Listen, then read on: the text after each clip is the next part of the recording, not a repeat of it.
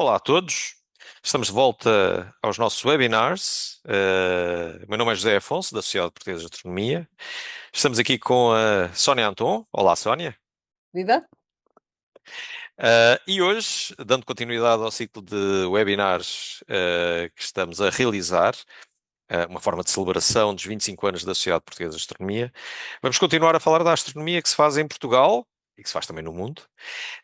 E hoje temos como convidado o Nuno Santos. Olá, Nuno. Olá, muito boa tarde. Nuno, o Nuno é da Faculdade de Ciências da Universidade do Porto e também do Instituto de Astrofísica e Ciências do Espaço. Uh, Tem andado a estudar coisas que estão assim mais ou menos distantes de nós, não é? A tentar encontrar a próxima Terra, e acho que hoje em dia este objetivo é extraordinariamente importante, não é? Já mostramos que não sabemos cuidar de uma terra, se calhar queremos outras para estragar também. Estou a brincar, obviamente é um assunto muito sério. E a descoberta de outras terras, é também muito sério porque teria um impacto gigantesco para a humanidade. Obviamente, conhecer a existência de outros planetas muito próximos da nossa Terra. O Nuno vai-nos falar um pouco sobre este tema e, eventualmente, até mostrar-nos que, se calhar, já até conhecemos outros lugares que, se calhar, não são assim muito diferentes do nosso. Nuno, muito obrigado por estares aqui, muito obrigado pela tua disponibilidade e a apresentação é tua. Muito obrigado a todos por estarem aqui então a seguir este webinar, onde vamos então falar um pouco sobre, vou tentar responder à pergunta, será que há outras terras no universo ou não? E portanto é um bocadinho sobre isso que vamos debruçar hoje. E esta pergunta é uma pergunta que, vamos dizer, incomoda a humanidade já há muitos milénios, já do tempo dos gregos, que houve pensamento sobre o assunto. Por exemplo, o filósofo Epicuro defendia que não era apenas o número de átomos, mas também o número de mundos que deveria ser infinito no universo. Dizia mais, inclusive, que estes mundos deveriam ter animais e plantas como aqueles que nós observamos aqui na Terra. Isto era tudo baseado em, vamos dizer, ideias filosóficas, princípios filosóficos. Não havia ciência como a conhecemos hoje. Um pouco mais à frente houve um outro pensador muito importante nesta área, que foi Giordano Bruno. Giordano Bruno, que inclusive morreu na fogueira da Inquisição por defender coisas como esta. Mas ele dizia, por exemplo, que o Império de Deus, ele era um monge, um religioso, ele dizia que o Império de Deus não deveria ser glorificado apenas por um, mas sim por incontáveis sóis. E, portanto, o que ele dizia era deveria haver uma infinidade de mundos porque Deus é infinitamente poderoso. Ora bem, mais uma vez aqui não estamos a falar de ciência, estamos a falar de argumentos, neste caso, filosófico-religiosos, mas isto mostra, no fundo, o interesse que a humanidade tem desde tempos imemoriais para entender se estamos ou não sozinhos no nosso universo. Ora bem, mas a pergunta, agora virando a página para a ciência, é se existem mesmo outros mundos ou como é que os podemos descobrir se eles existem. Escolhi esta imagem de fundo, que é uma imagem que nos diz várias coisas. Nós temos aqui uma imagem que vemos os anéis de Saturno, tirados pela sonda Cassini, que passou em Saturno há alguns anos, e aquele pontinho mais brilhante que vocês veem por baixo dos anéis é a Terra. A Terra vista desde Saturno. Mostra, no fundo, que nós somos apenas um pequeno grão de areia no universo. Todos nós, toda a nossa civilização está contida naquele pontinho, mas também mostra-nos quão desafiante deve ser encontrar um outro planeta como a Terra, que orbite uma outra estrela parecida com o Sol. E, portanto, a pergunta é, será que existem mesmo outros planetas parecidos com a Terra por esse universo fora, à volta de outros sóis? E se existem, como é que nós os podemos descobrir?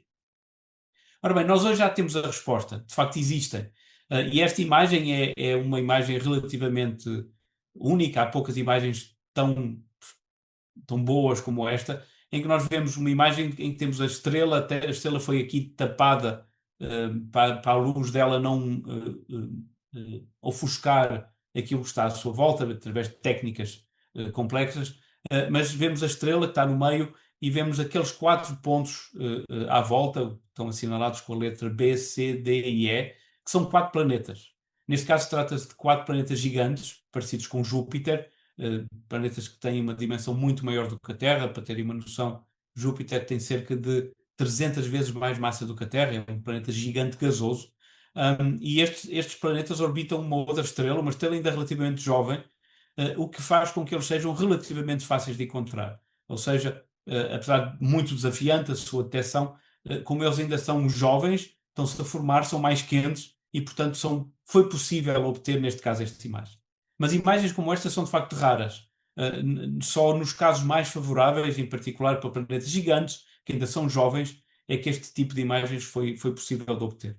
E para descobrir planetas como a Terra, nós temos que usar outro tipo de técnicas. Não conseguimos hoje, com a tecnologia que temos, apontar um telescópio e tirar uma imagem de um planeta parecido com a Terra ao lado de uma outra estrela.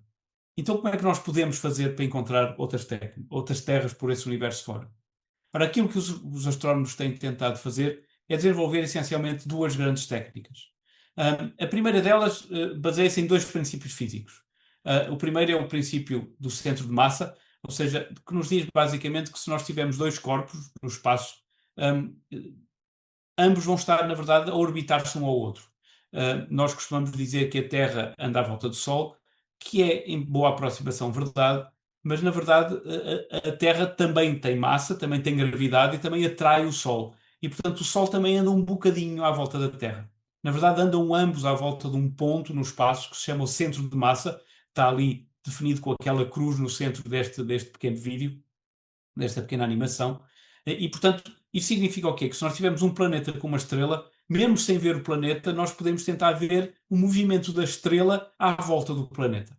Ora, para ver esse movimento, nós podemos usar uma outra técnica, ou um outro princípio físico, que é o princípio do efeito Doppler. O efeito Doppler é um efeito que nós todos conhecemos para o som. Quando um objeto se aproxima de nós, o som desse objeto fica mais agudo. Se estivermos à beira de uma linha de comboio e vimos o comboio a chegar, parece que o som dele fica mais agudo quando ele se aproxima e fica mais grave quando o comboio se afasta de nós. Isso tem a ver com a dilatação ou contração das ondas sonoras, como é exemplificado neste pequeno esquema, em que temos um pato que está a andar num lago da direita para a esquerda e, como ele está a mover da direita para a esquerda, as ondas que ele faz na superfície do lago vão estar mais, vamos dizer, vão chegar a uma frequência maior no lado para onde ele se está a dirigir e vão chegar a uma frequência menor do lado para onde ele se está a afastar. E, portanto, este efeito, que é um efeito bem conhecido por todos nós, também ocorre na luz, porque a luz também são ondas eletromagnéticas, e quando um objeto se aproxima de nós, essas ondas vão ficar mais comprimidas, vamos dizer assim, e, portanto, a luz vai ficar mais azul. E quando o objeto está afastado de nós, a luz fica ligeiramente mais vermelha. Isso é muito conhecido por outras razões, quando falamos da expansão do universo, mas qualquer objeto, quando se aproxima ou afasta de nós, vai ter um pequeno efeito da sua luz ficar mais azul ou mais vermelha à medida que se aproxima ou se afasta de nós. E, de facto, nós podemos usar estes dois princípios para tentar encontrar planetas e caracterizá-los. Portanto, se nós tivermos uma estrela que tem um planeta, só por olhar para a estrela, nós vamos ver que a estrela está a mover-se no espaço, e ao mover-se no espaço, ela vai se estar a aproximar e a afastar de nós de forma periódica. E, portanto, se nós medirmos a luz da estrela, o seu espectro eletromagnético, nós podemos tentar perceber se a sua luz fica periodicamente mais azul e mais vermelha e assim detectar um planeta à volta da sua estrela. E foi justamente usando esta técnica que em 1995 foi descoberto o primeiro planeta a orbitar uma outra estrela parecida com o Sol. É um planeta que se chama 51 Pégasi b, porque orbita a estrela chamada 51 Pégasi, uma estrela brilhante que nós podemos ver nos nossos céus à noite, e que tem de facto um planeta gigante parecido com Júpiter, e que orbita esta estrela. Este planeta tem uma série de propriedades que são muito diferentes daquelas que nós conhecemos no nosso sistema solar, mas eu não me vou alongar agora nesta palestra sobre esses detalhes. Portanto, neste gráfico à esquerda o que nós vemos é, no fundo, a variação da velocidade da estrela à medida que o tempo passa. Ou seja, ela aproxima-se e afasta-se de nós de forma periódica. Esta descoberta já agora foi premiada com o Prémio Nobel da Física em 2019, o que mostra, de alguma forma, a importância que esta área tem e a importância que foi a primeira descoberta. Porque, de facto, não só a descoberta do 51 Pégasi b mostrou que existem planetas à volta de outras estrelas parecidas com o Sol, mas também nos abriu o caminho para perceber como os encontrar. E hoje conhecemos muito mais planetas também porque foi este o início que nos deu origem a toda esta, vamos dizer, nova área da astrofísica. Ora bem, o terceiro princípio, que me leva a outra técnica para descobrir planetas, é o princípio do trânsito planetário. Nesta imagem nós temos aqui uma imagem do Sol. O Sol não é aquela esfera bonita e uniforme que nós conseguimos imaginar. Há uma série de fenómenos físicos que estão a ocorrer na atmosfera do Sol, mas esta imagem essencialmente ilustra-nos, eu vou voltar a passar o vídeo, um momento em que deixem-me só, desculpem, o vídeo não está a correr, já agora já está. Vamos ver, temos aqui o Sol e temos esta bola preta que está a passar à frente. Esta bola preta é Vênus. Esta imagem, este filme, este pequeno vídeo, foi feito durante o trânsito de Vênus, no momento em que Vênus passou em frente ao Sol, e que fez esta magnífica imagem. Ora bem, nós podemos usar este princípio para encontrar planetas à volta de outras estrelas. Acontece que nas outras estrelas nós não conseguimos, qualquer estrela, mesmo no melhor telescópio que existe, é um ponto. Portanto, nós não vamos conseguir ver um planeta, o disco do planeta, a passar em frente à estrela. Mas nós podemos medir uma outra coisa. É que quando um planeta passa em frente à estrela, ele vai bloquear, durante momentos, uma parte do disco da estrela. E, portanto, durante alguns momentos, a estrela vai parecer um pouco menos brilhante. E é isso que está ilustrado neste gráfico. Portanto, quando o planeta passa em frente à estrela, o brilho da estrela diminui por momentos e volta depois ao seu normal quando o planeta deixa de estar à sua frente. E isto vai acontecer a cada órbita do planeta. E, portanto, esta técnica, que é chamada técnica dos trânsitos, permite-nos também detectar planetas à volta de outras estrelas. E com estas duas técnicas, a primeira que mede o movimento da estrela em torno do planeta e a segunda que mede a variação do brilho da estrela quando o planeta passa à sua frente, já foram descobertos cerca de 6.000 planetas a orbitar outras estrelas parecidas com o Sol. Ou seja, os resultados hoje mostram que os planetas são muito comuns na nossa galáxia. Nós não exploramos de todo todas as estrelas para saber se todas elas têm planetas, mas podemos fazer, a partir destes resultados, uma extrapolação científica para concluir que, se calhar, a maior parte das estrelas que nós vemos no céu à noite têm planetas à sua volta. Portanto, logo à noite, quando olharem para o céu, se calhar vão olhar para ele de uma forma diferente e vão dizer adeus aos nossos amigos extraterrestres, que existirão ou não. É uma pergunta que ainda temos que responder. Isto também porque nós sabemos hoje, também destes resultados, que a maior parte dos planetas que foram descobertos até hoje são, de facto, planetas pequenos como a nossa Terra. Não são necessariamente planetas agradáveis para viver, mas são planetas pequenos e rochosos como o nosso próprio planeta. Ora bem, Portugal tem tido, ao longo das últimas décadas, um papel importante nesta área, esteve envolvido em muitas descobertas, mas também no desenvolvimento de novas tecnologias, novos instrumentos científicos que nos permitem hoje ir cada vez mais longe na procura e estudo de outras terras no universo.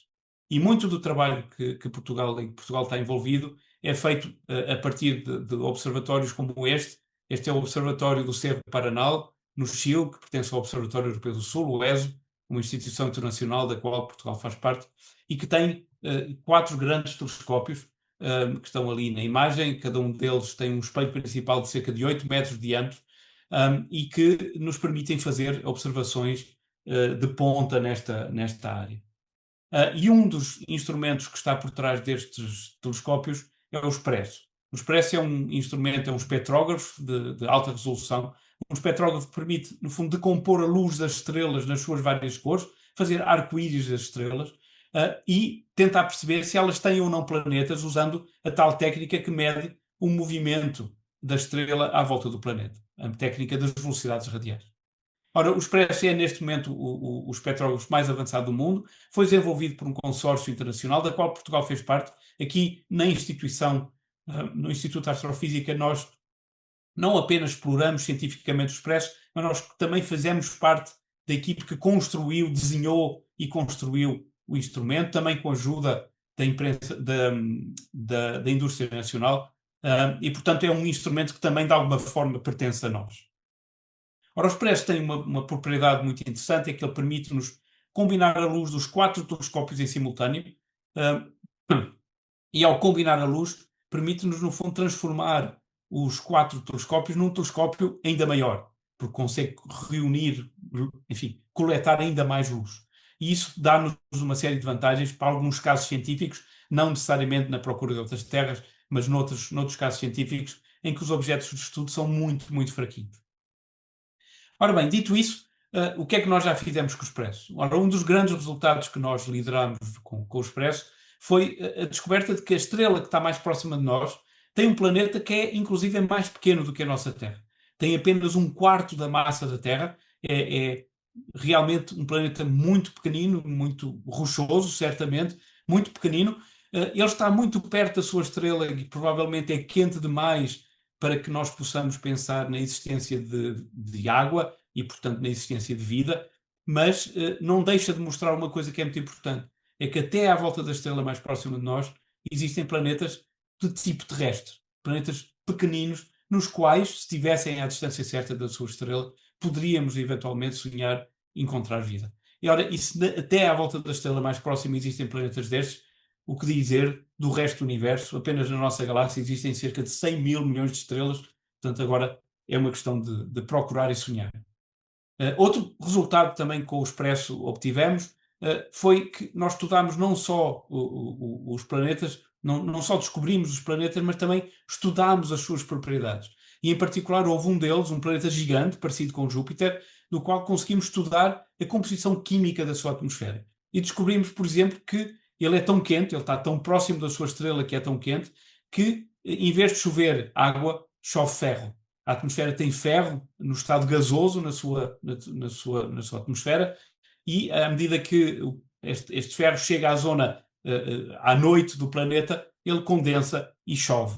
E, portanto, é mais uma vez uma descoberta extraordinária, mas que nos mostra uma outra coisa interessante, é que os planetas que estamos a descobrir, eles são se calhar muito diferentes, ou muitos deles têm propriedades muito diferentes daquelas que nós até conseguiríamos sonhar até há uns anos atrás. Portanto, nós não estamos apenas a descobrir planetas e a procurar outras terras, mas estamos também a caracterizar os planetas e perceber como é que eles são. E isso dá-nos, obviamente, uma indicação importante sobre o nosso próprio planeta e sobre como é que os planetas em geral se formaram e quantos planetas é que existirão por esse universo fora que têm as propriedades A, B ou C. Ora bem, o Expresso é um dos nossos, vamos dizer, como dizem em inglês, um cavalo de batalha, um dos instrumentos que nós mais estamos a utilizar para estudar e procurar estudar exoplanetas. Um outro exemplo de um instrumento que nós estamos a usar é a missão espacial KEOPS, uma missão que foi lançada pela Agência Espacial Europeia e que em Portugal foi desenvolvida numa estreita colaboração entre o Instituto de Astrofísica e a Indústria Nacional. E, portanto, é uma missão que tem um pequeno telescópio que tenta caracterizar planetas usando a técnica dos trânsitos, ou seja, ao descobrirmos se a estrela tem um trânsito, ou seja, diminui o seu brilho momentaneamente cada vez que o planeta lhe passa à frente, nós podemos com isso caracterizar os planetas. Em particular, a diminuição de brilho da estrela está relacionada com o tamanho do planeta. E, portanto, ao medir esse fenómeno, nós podemos medir o tamanho do planeta que está a passar à frente da estrela. E esse é um dos grandes objetivos da missão KEOPS. Ora, o KEOPS permitiu-nos fazer uma série de descobertas, mas uma delas que foi liderada também aqui por astrofísicos portugueses, aqui do Instituto, foi que não só conseguimos medir este trânsito, mas a análise da curva que foi observada mostrou-nos que o planeta não era redondo. Ora, o que acontece é que este planeta é um planeta gigante, parecido com Júpiter, mas ele está tão próximo da sua estrela que as forças de maré da estrela elongam o planeta. Então ele, em vez de ser redondo como a Terra, ou a Terra é aproximadamente redonda, ele é alongado como uma bola de rugby. E isso foi o que foi medido pela primeira vez. Portanto, foi a primeira vez que se detectou um planeta que orbita uma outra estrela e que não é redondo.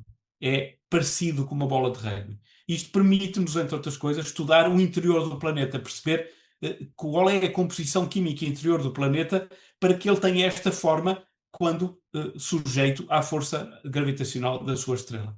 E, portanto, isto foi, mais uma vez, uma descoberta, vamos dizer, de algo completamente novo, que não se sabia e que, de novo, ilustra não só, de alguma forma, o progresso da área, mas também a quantidade de planetas bizarros que nós estamos a encontrar. Um chove ferro o outro é elongado como uma bola de beisebol, de rugby. Enfim, estamos aqui de facto a descobrir que o universo é muito mais estranho em termos de planetas do que aquilo que se calhar nós sonhávamos há alguns anos atrás. Ora bem, nós estamos a descobrir e a caracterizar planetas usando os instrumentos que existem hoje, mas já estamos a pensar no amanhã. E a próxima grande missão espacial que nos vai dar, ou permitir dar, esperamos nós, um grande passo nesta área, é a missão espacial Plato, também que vai ser lançada no próximo ano, já no final do próximo ano, pela Agência Espacial Europeia. Portugal também, mais uma vez, através do Instituto, tem uma participação importante na definição científica da missão e também no desenvolvimento de diversas componentes. A indústria portuguesa também contribuiu de forma muito importante para a construção de parte deste satélite. E o Plato que vai fazer é observar estrelas parecidas com o Sol, que estão relativamente próximas de nós, e vai tentar perceber se elas têm planetas pequeninos como a Terra a passar à sua frente, usando a tal técnica dos trânsitos. E com enfim, as capacidades do Plato, nós vamos pela primeira vez, se calhar, ser capazes de detectar realmente planetas como a Terra que estão à distância certa da sua estrela para que possa eventualmente existir água líquida. E, portanto, eu costumo dizer que o Plato poderá, se tivermos, enfim, se as coisas corresponderem às expectativas, poderá dar-nos a possibilidade de ter um primeiro catálogo de planetas potencialmente habitáveis em torno de estrelas parecidas com o Sol, e nessa altura teremos então com outros equipamentos tentar estudar se estes planetas têm ou não a possibilidade de ter desenvolvido vida enfim, ou não. É sempre um desafio muito importante e muito difícil, mas é nesse sentido que se está também a trabalhar.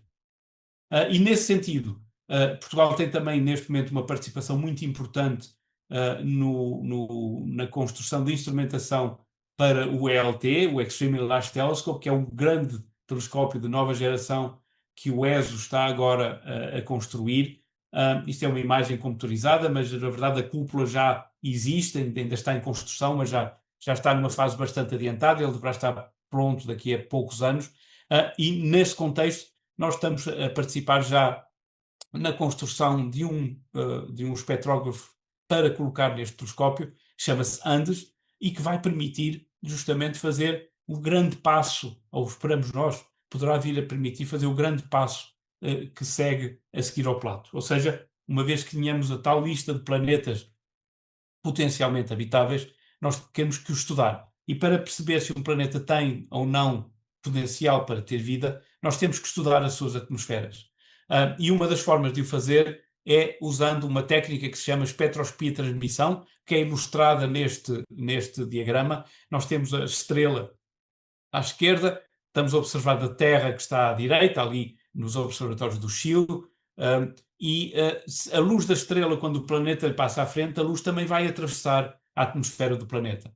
E, portanto, qualquer elemento químico que exista nesta atmosfera vai deixar a sua assinatura. Ou seja, quando observamos a luz na Terra, nós vamos estar a ver a luz da estrela que foi filtrada pela presença de elementos químicos na atmosfera do planeta. E a análise desses elementos químicos, ou dessa assinatura, da assinatura espectral desses elementos químicos, pode nos permitir descobrir o que é que existe na atmosfera do planeta.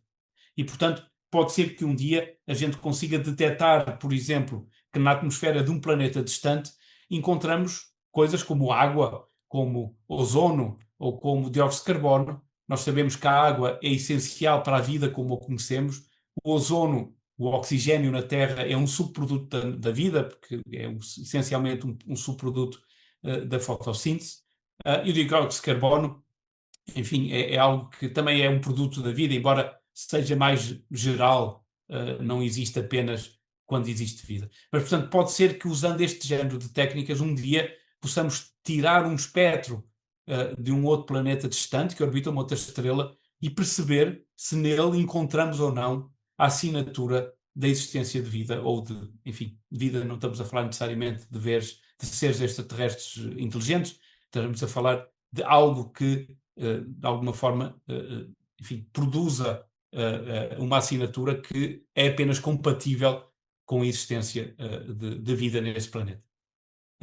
Isso para chegarmos lá ainda faltam uns anos, mas estamos a caminhar e, portanto, será que existem ou não outras terras no universo? É uma pergunta que ainda está em aberto.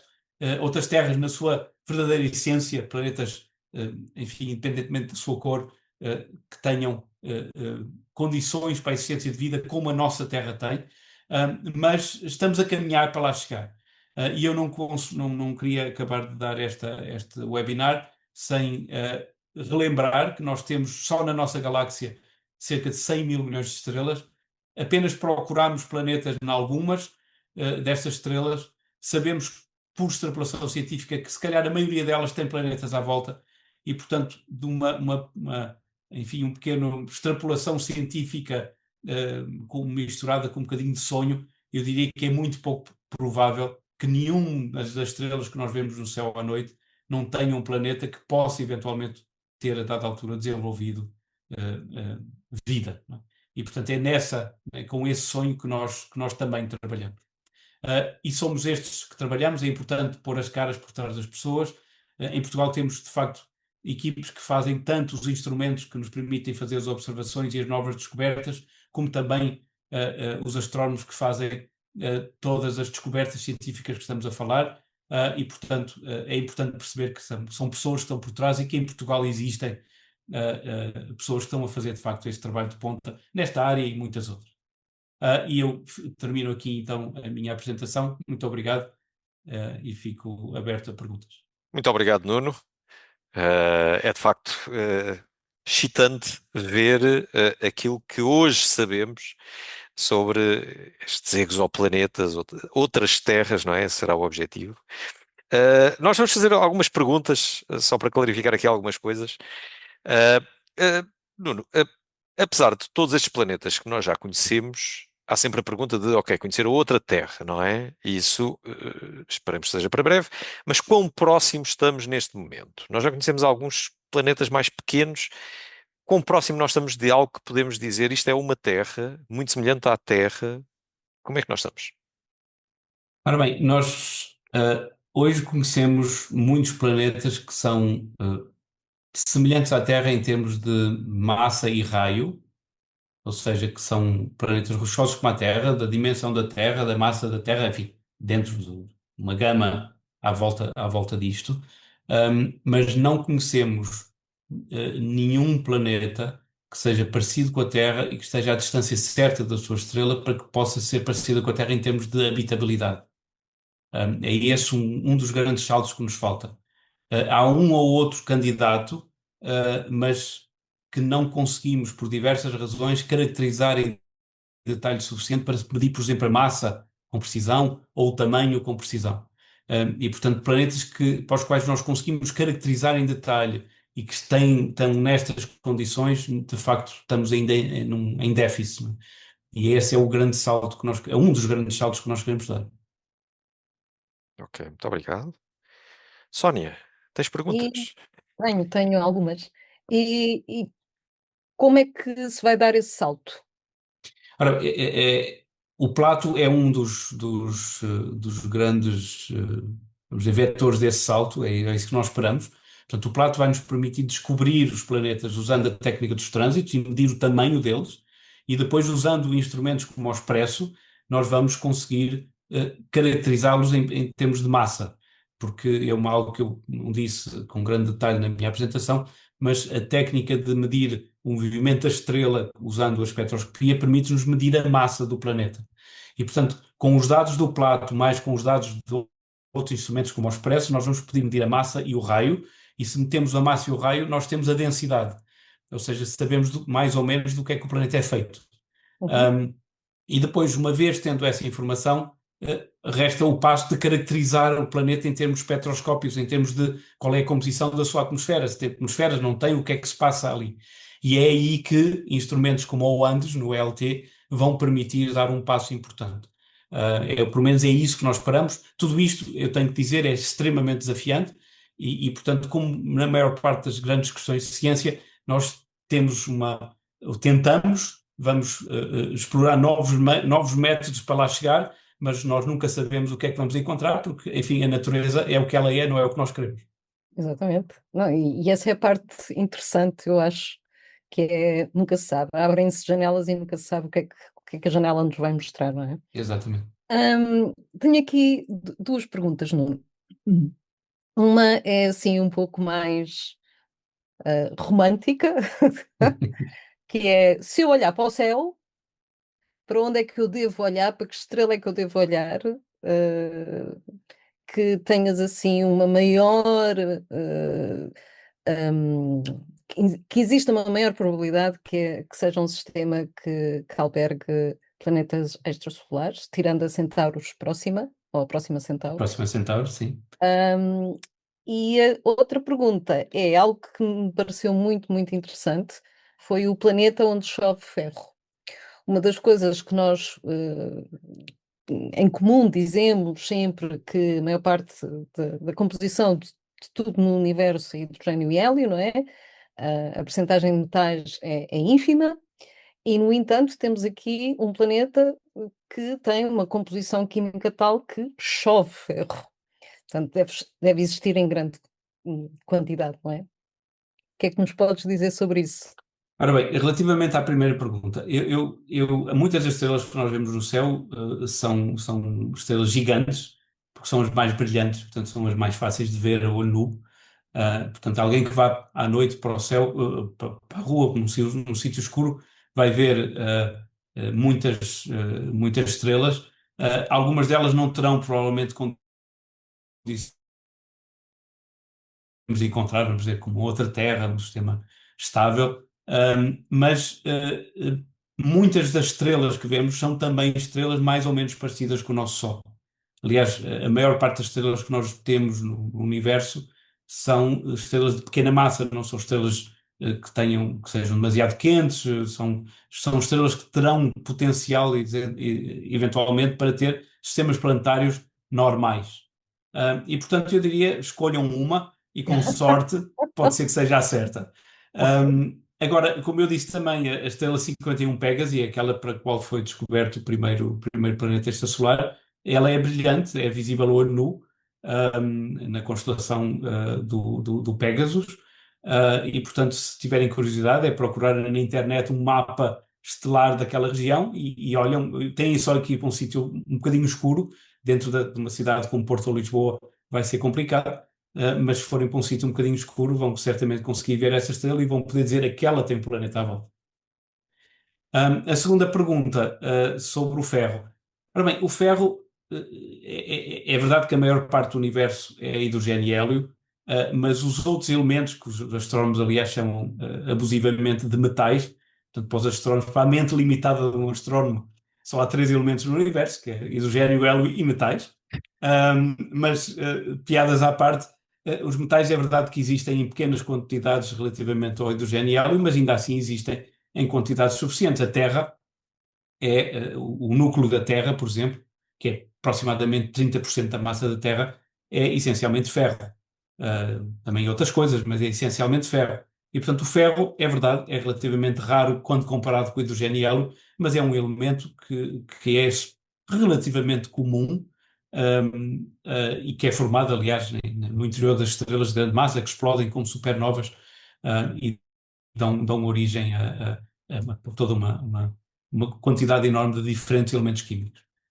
Mas sim, portanto, existe ferro no estado gasoso, aqui na atmosfera da Terra não existe porque ele condensa de forma sólidos, porque estamos demasiado frios, mas se a Terra tivesse à temperatura daquele exoplaneta, se calhar também teríamos vapores de ferro na sua atmosfera.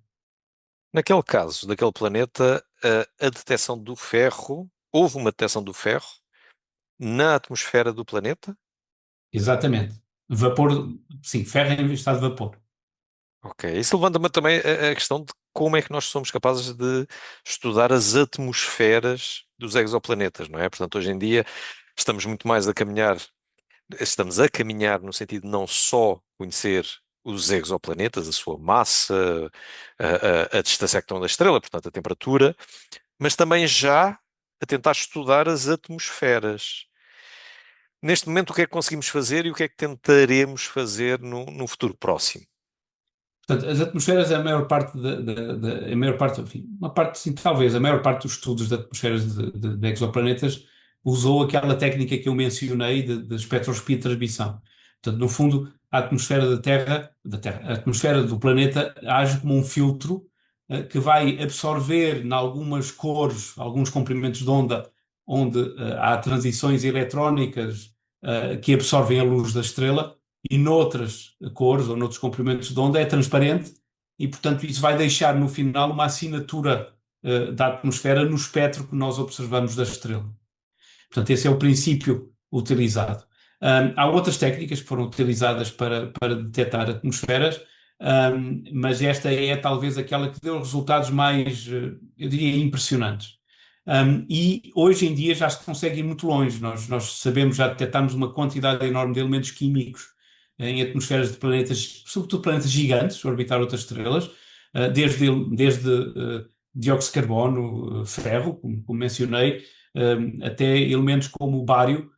Houve uma descoberta que foi, aliás, liderada por um aluno de doutoramento aqui do Instituto, em que nós detectámos bário, que é o elemento mais pesado alguma vez detectado na atmosfera de um exoplaneta, que, aliás, levantou uma série de questões. Como é que nós temos bário tão alto na atmosfera, que sendo um elemento tão pesado, não é? E a resposta ainda a pergunta ainda não tem uma resposta cabal. Um, mas, por exemplo, com o telescópio espacial James Webb, já foram detectados, por exemplo, água. E aqui não estamos a falar água no estado líquido, estamos a falar água no estado gasoso. E a água é um elemento muito comum no universo. Portanto, haver água não quer dizer que haja vida, sobretudo água em vapor, não quer dizer que haja vida. Não há nenhuma ligação. Mas isto para dizer que, de facto, há uma quantidade enorme de espécies químicas e de átomos, moléculas, íons, que já foram detectados nas atmosferas de outros planetas. Na maior parte dos casos, se não mesmo todos os casos, estamos a falar de planetas que são inóspitos para a vida. São planetas muito quentes e, portanto, não terão provavelmente as condições para a existência de vida. Mas, no fundo, ilustra já o potencial da técnica e aquilo que já se conseguiu fazer. Para estes planetas assim mais pequenos, mais próximos daquilo que pode ser uma Terra, e mostravas na tua apresentação um diagrama onde se via lá um espectro com água e dióxido de carbono. Ah, isso, na realidade, ainda é algo que está distante, ou seja, imagino que para obter um espectro desses é preciso ter capacidade de recolher, ou seja, um telescópio bastante poderoso. Ah, é algo que conseguimos já fazer nos próximos anos? Essa é uma das motivações por trás do ANDES no LT, não é? Portanto, é um dos grandes casos científicos, é tentar detectar a presença de espécies químicas na atmosfera de outros planetas parecidos com a Terra, que nos possam eventualmente indicar que pode haver pode haver vida nesses planetas.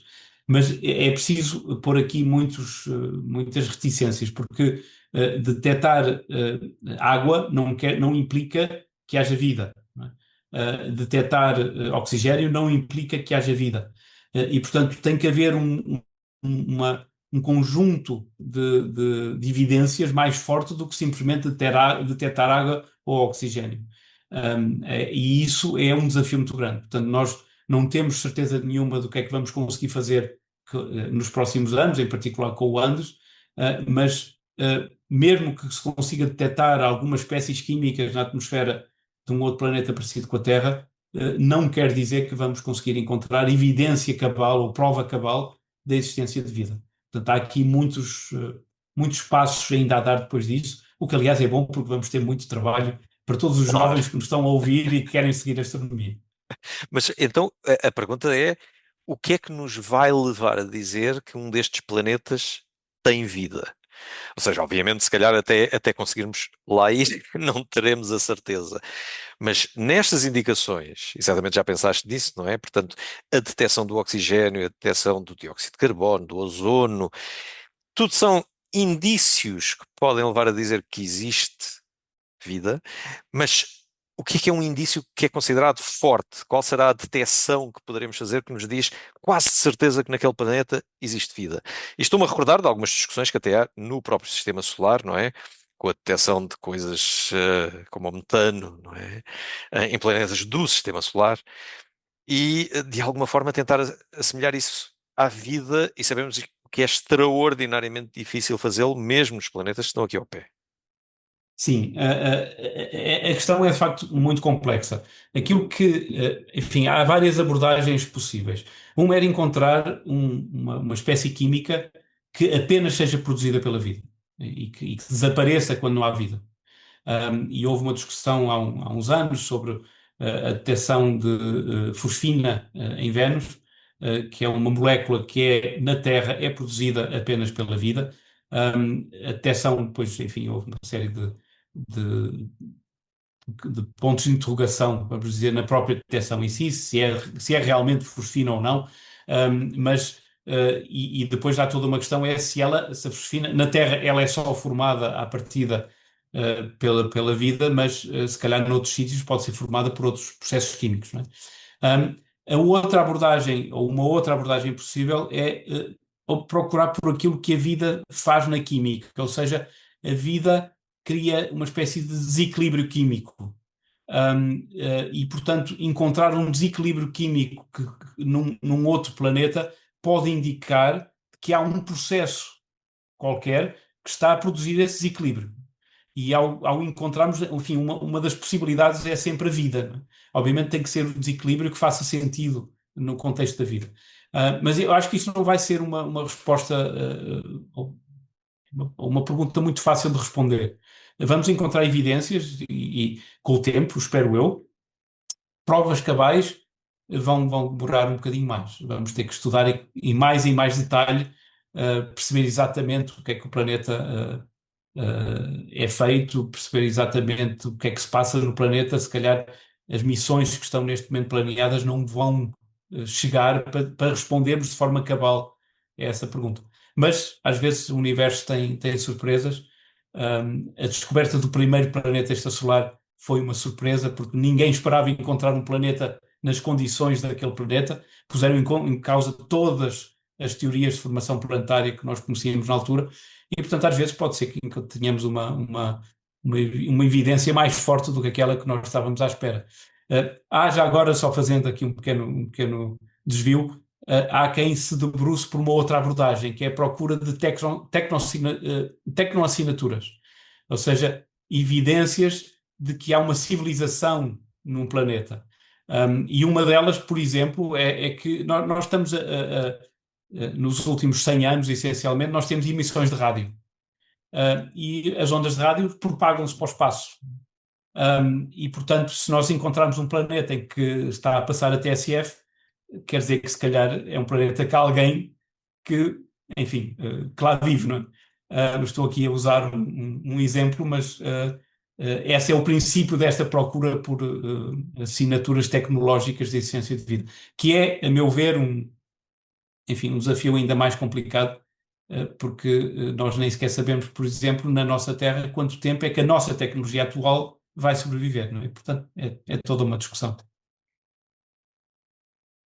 Nuno, pegando exatamente no que estás agora a falar, diria que existem essas possibilidades com o SCA, com o Observatório SCA, porque consegue detectar níveis, sinais no rádio muito baixos, não é tanto TSF, mas enfim, outros tipos de sinal, mas o SCA também poderá detectar alguns complexos, moléculas muito complexas, que são as que iniciam, digamos, as condições para desenvolvimento de vida, e talvez, enfim, essas sejam mais fáceis de detectar podem-se detectar na banda do rádio, não é? Mas houve uma coisa muito engraçada que tu disseste e que gostaria que comentasses. Disseste assim, acho que foi quase no fim da tua apresentação, que é possível que não consigamos detectar planetas da cor da Terra. Hum, Queres explicar?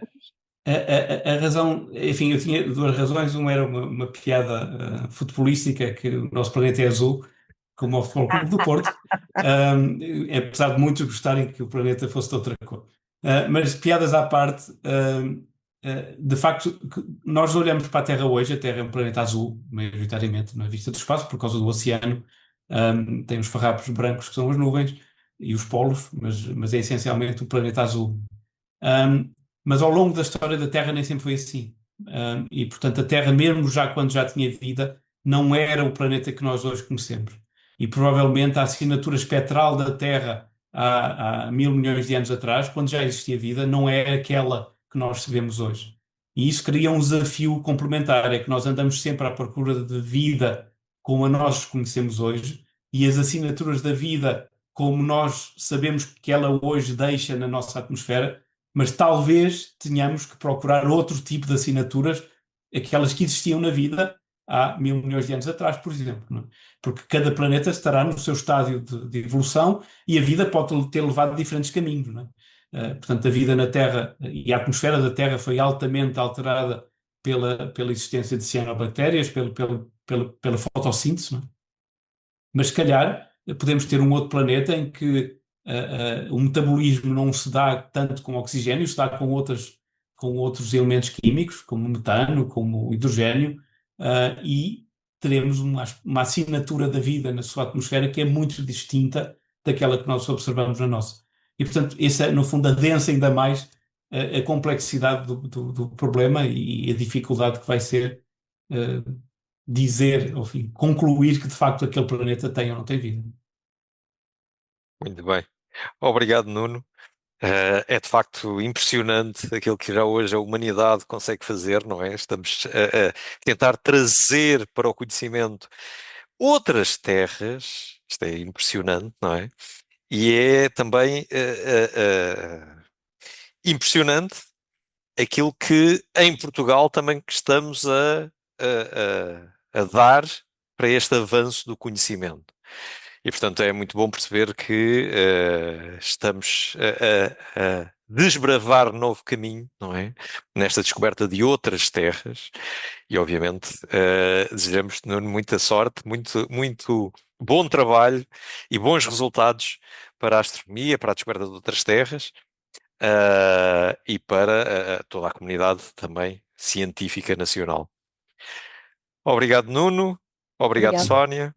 Muito obrigado, eu. Despedimos-nos Obrigada. até a próximo webinar, nesta celebração dos 25 anos da Sociedade Portuguesa de Astronomia. Até à próxima. Muito obrigado.